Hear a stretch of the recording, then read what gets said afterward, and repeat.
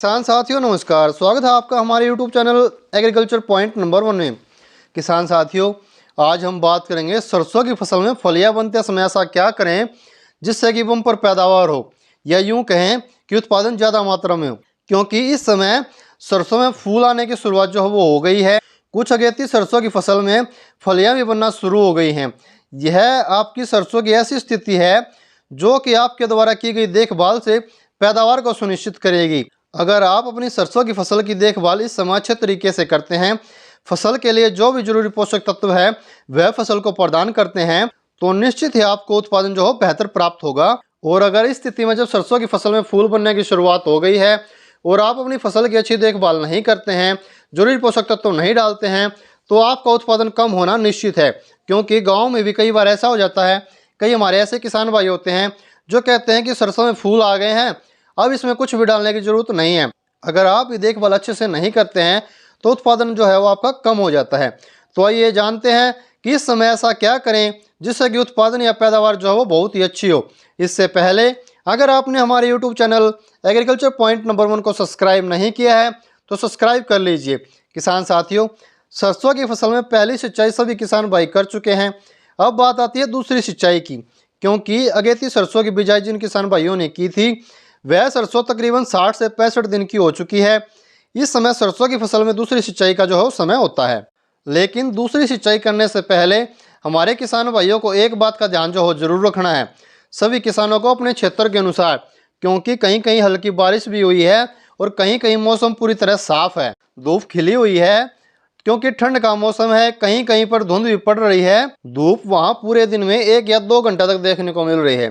तो किसान साथियों, जहाँ मौसम बिल्कुल साफ है, धूप खिली हुई है, खेत की मिट्टी बिल्कुल हार्ड हो चुकी है, सूख चुकी है, तो वहाँ आप सिंचाई जरूर करें। लेकिन जहाँ धुंध पड़ रही है, बारिश हो रही है, वहाँ सिंचाई बिल्कुल भी ना करें, क्योंकि सरसों में ज़्यादा नमी के कारण तना गलन की जो बीमारी है वो लगने का खतरा ज़्यादा होता है। मौसम साफ होने के बाद, धूप खिल जाने के बाद अगर आपको लग रहा है कि सिंचाई करना बहुत ही ज़रूरी है तो आप सिंचाई जरूर करें। ये तो बात होगी किसान साथियों, सिंचाई करते समय आपको क्या सावधानी रखनी है।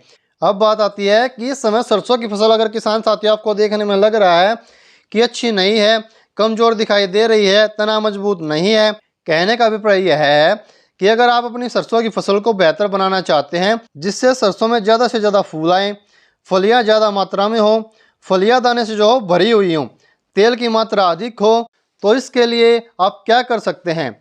इसके लिए आप जब आपकी फसल 65 से 70 दिन की हो जाए, इस समय आपको एक स्प्रे करना है।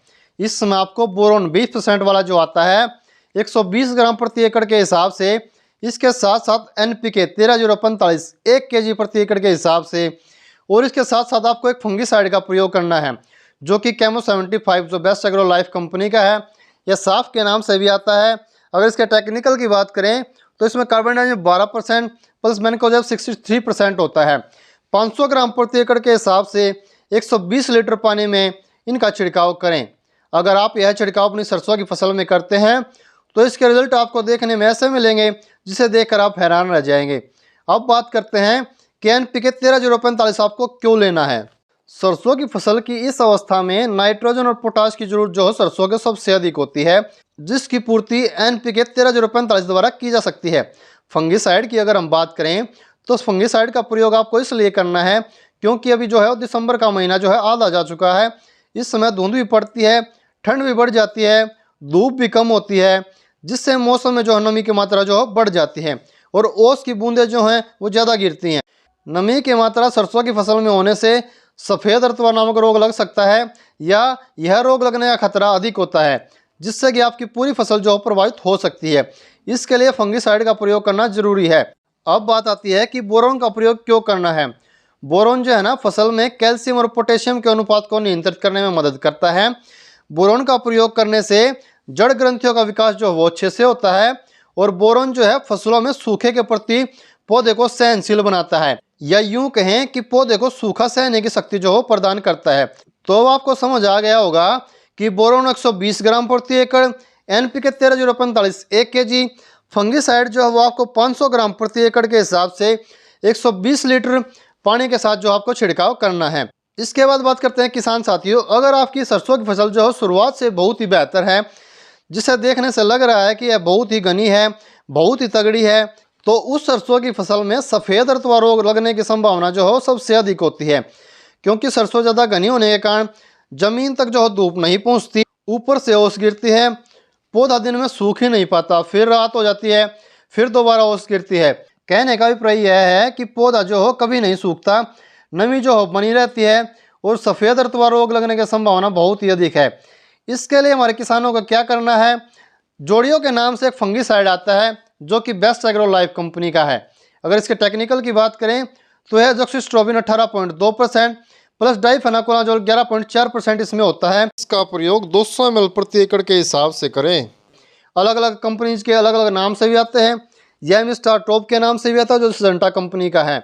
यह एक और टेक्निकल आता है जिसमें जोक्सिस्ट्रोबिन 11% प्लस टेबुकोनाजोल 18.3% होता है जो कि जोक्सिट के नाम से आता है, बेस्ट एग्रो लाइफ कंपनी का है। इसका प्रयोग 300 ml प्रति एकड़ के हिसाब से कर सकते हैं। इस प्रकार किसान साथियों, जहां सरसों जो है घनी है, तगड़ी है, सरसों की फसल में नमी अधिक है, जहां सरसों की फसल में सफ़ेद रतुआ नामक रोग लगने का खतरा अधिक है, या जहां सफ़ेद रतुआ नामक रोग लग चुका है, उसकी शुरुआत हो चुकी है, वहां boron 120 gram plus NPK 13/045 1 kg plus जोड़ियो 200 ml प्रति एकड़ के हिसाब से, या आप जोक्सिट का इस्तेमाल कर रहे हैं तो 300 ml प्रति एकड़ के हिसाब से इनका छिड़काव 120 से 125 लीटर पानी में प्रति एकड़ के हिसाब से करें। आप अपनी सरसों की फसल को सभी रोगों से बचाकर बहुत ही बेहतर जो उत्पादन प्राप्त करेंगे। अगर आपको हमारी जानकारी पसंद आई तो वीडियो को लाइक कीजिए, चैनल को सब्सक्राइब कीजिए और बेल आइकन प्रेस कर लीजिए, जिससे खेतीबाड़ी से जुड़ी सही और सटीक जानकारी आपको समय समय पर मिलती रहे। नमस्कार।